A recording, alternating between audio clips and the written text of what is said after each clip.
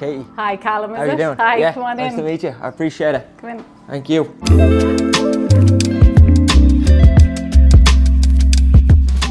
How was your commute? Yeah, it was good. It was good. It was a bit of a drive down from Offaly. Can I get you a coffee? Yeah, you know what, doing these kind of kitchen tours, I've developed a coffee addiction, so yeah, I'll have an Americano, please. Yeah, perfect.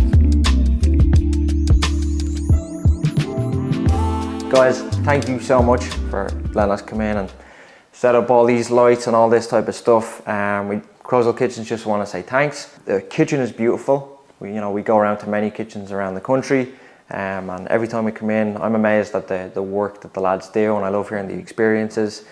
And I try not to ask too many questions when I come in because I end up ruining it, and I want to save it for the viewers. So, Katie Conal, sorry. Yeah. You're all right. That's like the third time I've got that wrong. I guess the first question is, what made you guys want to start out on this journey of transforming your kitchen? We didn't have an option. No, it was a necessity. So we moved into the house 5 years ago, and when we were viewing it, I fell in love with the house and Katie didn't.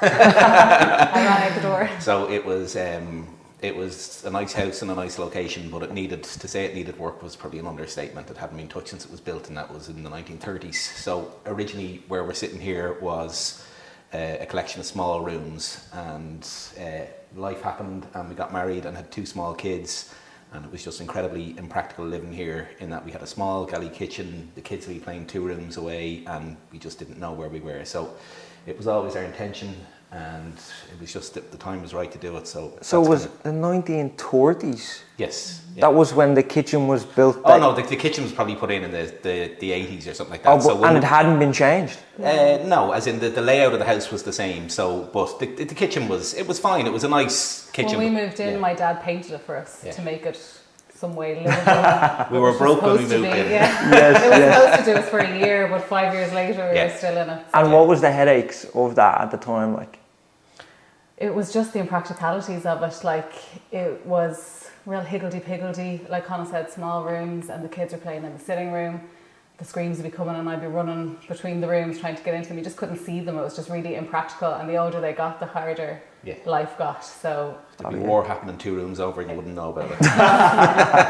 Yeah, or to get to the kitchen to make a sandwich was taking longer than you may have wanted. Even more than that is that this is kind of where we live now, is in the kitchen, and kind of felt if we were making had someone dinner in for or having coffee or people anything, there's nowhere to sit. There was nowhere for us, and the kids, we weren't spending time together. We were all in different rooms, and it wasn't practical. That's actually a good point. I never actually thought about the kitchen areas nowadays are actually more of a communal, social place. A centre point, Yeah, it's not actually just, you go in there and make your food. Yeah. And no one's actually ever said that in terms of that space and what it's used for. It's not actually just a kitchen anymore. No.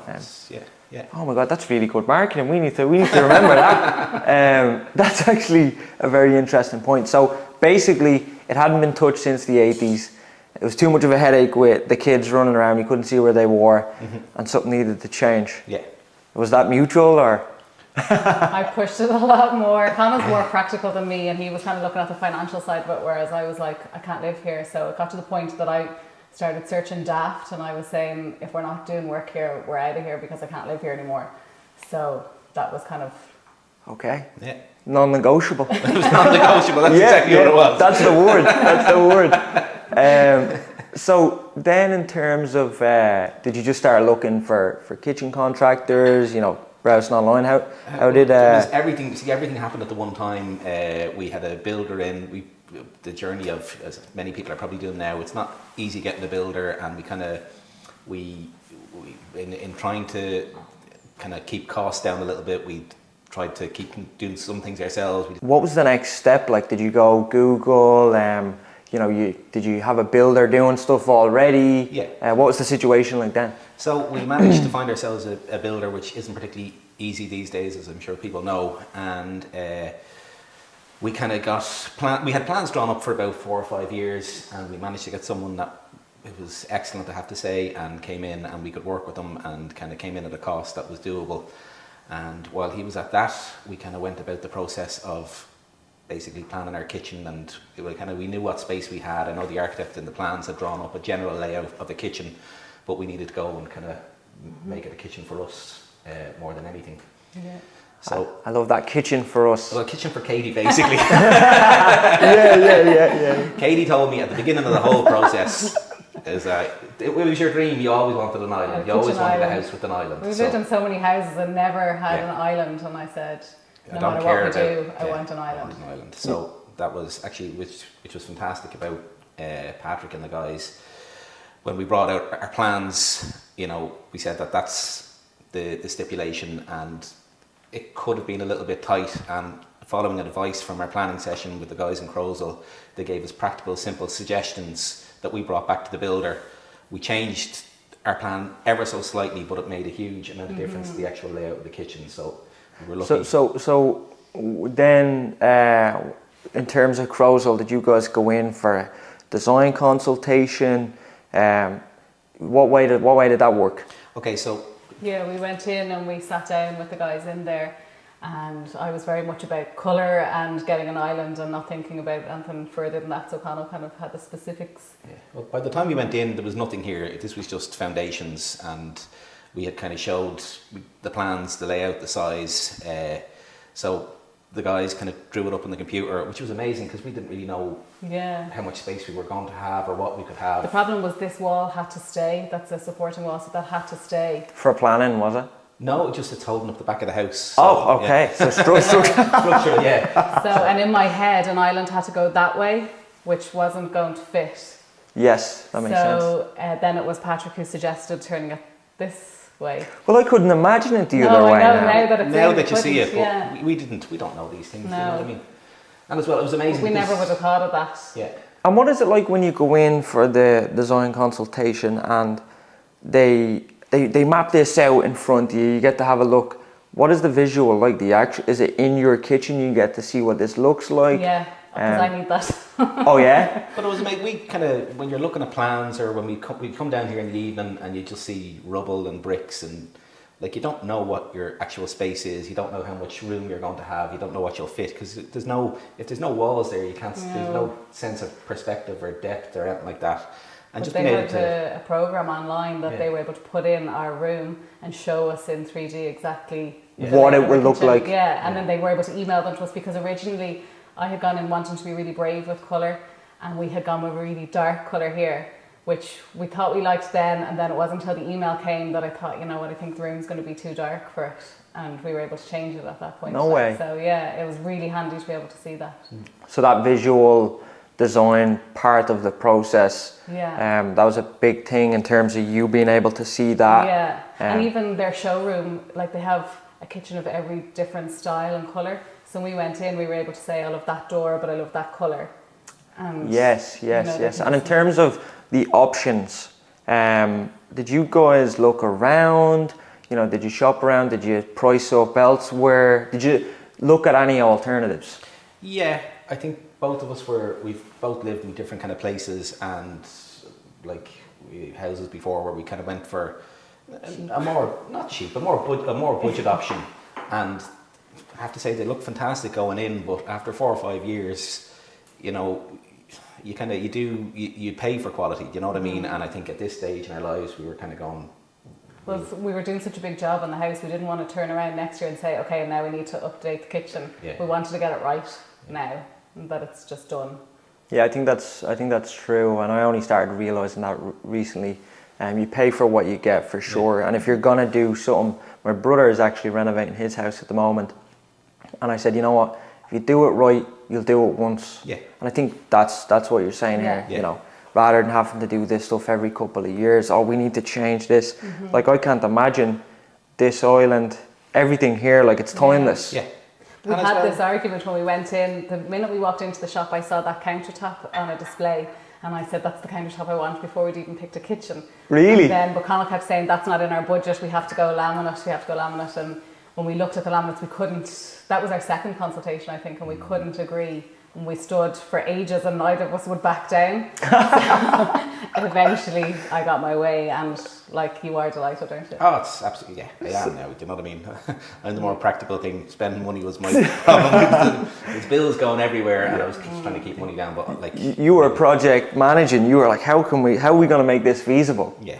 But on that topic actually of feasibility, making it work, how was that? Were they able to say with the, you were saying about the laminate, you wanted this one. What was it like in terms of when you came to customizing and crunching the numbers? Did it work out okay, or? Yeah, it was very reasonable. You know what I mean? It was. I'd say I paid more than I wanted to pay, but I'd say that came out wrong. No. Of course. I paid more than I had intended on paying, but I'm delighted that I did, because I feel the value I got, the return I got in that extra payment, was well worth it. And you hear a lot about kitchen companies who the options are limited. So when you go in, you can get what you want, but only kind of. It's kind of, well, no, our doors only come in these sizes, or it has to be this way. Was there any of that with Crozyl? No. Or was it exact, like, it was custom? Even like with the colour. When I had said I wanted to be brave, but I wasn't sure how brave I could be, and I had done so much research online of picking colours, when I went in I said I was thinking like a light grey and then a dark blue for the island, and they just took out this massive colour swatch thing, and I was like, oh, okay, whoa. It's like the choice was any shade of colour. Really? They had it, yeah. But it was all there, but what I found good was that you knew what you wanted, but they knew exactly what you meant, and were able to go, this is the colour you want, exactly, and this is what works really well with it. They brought us over, because even looking at a swatch you don't know, and we were able to, in the showroom, they'd say, come over and have a look at this kitchen, and this goes with it, and put them up together, and That's actually so true. You could see all this, but you might not be able to know what it would look like. It's kind of hard to do. So you decided to go with Crozyl then. Mm-hmm. How long were they in doing this? Did it take long to renovate? No, we delayed them. We delayed them.